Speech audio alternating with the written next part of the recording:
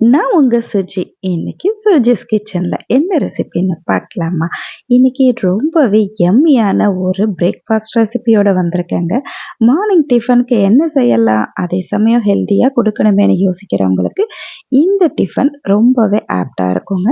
வாங்க எப்படி செய்றதுன்னு பார்க்கலாம். கோதுமை ரவை வெஜ் உப்மா இல்லைன்னா கோதுமை ரவை வெஜ் கிச்சடின்னு சொல்லலாம். என்ன வேணாலும் பேர் வச்சுக்கோங்க. ஆனா ருசிச்சு சாப்பிடலாம். அது கேரண்டி. அப்படி ஒரு டேஸ்ட்ட குடுக்குறதுக்கு இந்த ரெசிபில ஒரு சூப்பரான சீக்ரெட் இன்கிரீடியன்ட் இருக்குங்க. வீடியோவ ஸ்கிப் பண்ணாம கடைசி வரைக்கும் பாருங்க. அந்த இன்கிரீடியன்ட்ட சேர்த்து நீங்க நான் சொல்ற மெத்தட்ல செய்யும் பொழுது, மேகி எப்படி குழந்தைங்க விரும்பி சாப்பிடுவாங்களோ, அதே மாரி இந்த வீட் ரவா உப்புமாவையும் கண்டிப்பா சாப்பிடுவாங்க. அதுக்கு முதல்ல கடாயில 1 கப் அளவுக்கு கோதுமை ரவை எடுத்துக்கங்க. இந்த கோதுமை ரவைய ரொம்ப நைஸா எடுக்காம லாப்ஸி ரவான்னு சூப்பர் மார்க்கெட்ல கிடைக்கும்.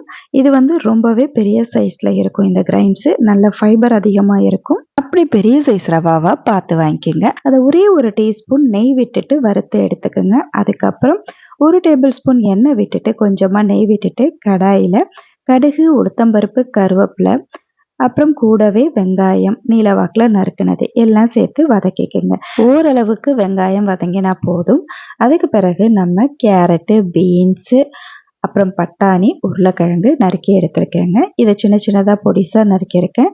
உங்களுக்கு தேவைப்பட்டா நீங்கள் காலிஃப்ளவரோ இல்லை வேக வச்ச கொண்டக்கடலை கூட சேர்த்துக்கலாம். எல்லாத்தையும் சேர்த்துட்டு ஒரு நிமிஷத்துக்கு நல்லா வதக்கி கொடுங்க. கூடவே நல்ல பொடியா நறுக்கின இஞ்சி 1 இன்ச்சு சைஸுக்கு நறுக்கி சேர்த்துக்குங்க. காய்கறி எல்லாத்தையும் 1 நிமிஷத்துக்கு நல்லா வதக்கி விட்ட பிறகு 4 பச்சை மிளகாவை லேசா கீறி சேர்த்துக்குங்க. அவ்வளோதான்.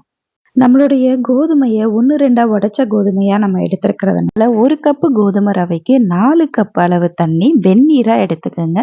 வெந்நீர் சேர்க்கும் போது சீக்கிரமே வெந்து ரொம்பவே சாஃப்டான ஒரு டெக்ஸ்சர் கிடைக்கும். இப்போதாங்க நம்மளுடைய சீக்ரெட்டான இந்த இன்க்ரீடியண்ட்டை சேர்க்க போகிறோம். ரொம்பவே டேஸ்ட் கொடுக்குற இந்த இன்க்ரீடியண்ட் என்னன்னு கேட்டிங்கன்னா, ஒரு 2 டேபிள் ஸ்பூன் அளவுக்கு துவரம் பருப்பு, 2 டேபிள் ஸ்பூன் அளவுக்கு பாசி பருப்பை நல்லா வேக வச்சு சேர்த்துக்குங்க. இதுதாங்க இந்த டிஷ்ஷுக்கு நல்ல ஒரு சூப்பரான ரிச்சான டேஸ்ட்டை கொடுக்கும். அதுக்கப்புறம் நம்ம வறுத்து வச்சுருக்க கோதுமை ரவையும் கலந்து விட்டுக்கலாம். உப்பு சரி பார்த்துட்டு கொத்தமல்லி தூவி நம்ம நல்லா வேக வச்சு ஒரு 20 நிமிஷம் சிம்மில் வச்சு எடுத்தோம்னா இந்த மாதிரி தலை தலைன்னு நமக்கு சூப்பரான கிட்டத்தட்ட ஒரு சாம்பார் சாதம் டேஸ்ட்டில் நமக்கு ரொம்பவே ருசியான வீட் ரவா வெஜ் உப்மா இல்லைன்னா வீட் ரவா வெஜ் கிச்சடி சட்டுன்னு ரெடி ஆகிடும். தக்காளி சட்னியோட டேஸ்ட் பண்ணி பாருங்க. அட்டகாசமாக இருக்கும். ட்ரை பண்ணி பாருங்க.